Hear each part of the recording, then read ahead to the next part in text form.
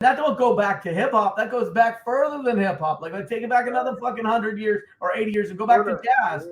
And so, and then the gay men dying. Like, if we didn't have people withering from AIDS in the late 90s, we wouldn't have stood up a medical program in 1996.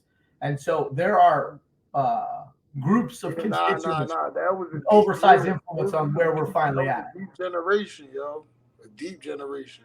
And people were dying of AIDS, and the only thing that would get them through their chemo and the only thing that would get them through their ADP or whatever those treatments were was the way in which cannabis consumption could reduce, minimize, or negate the symptoms of either their sickness or the other treatments, right? And so we grew up in an era where, the Rosa Parks of cannabis activism was Brownie Mary.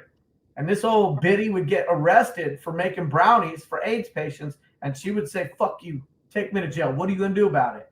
And Brownie Mary got arrested. And then next thing you know, people started realizing that people were taking a principled stand around plant medicine. And then, and that happened in 96. But the problem with the guidelines then, Miguel, was you had caregivers and caretakers and patients, and you had to have the right prescription license, on the wall. But there was no regulated paradigm. There was no permit in the same way. There was no taxing authority. You didn't get a permit. If you were in compliance, you might be good.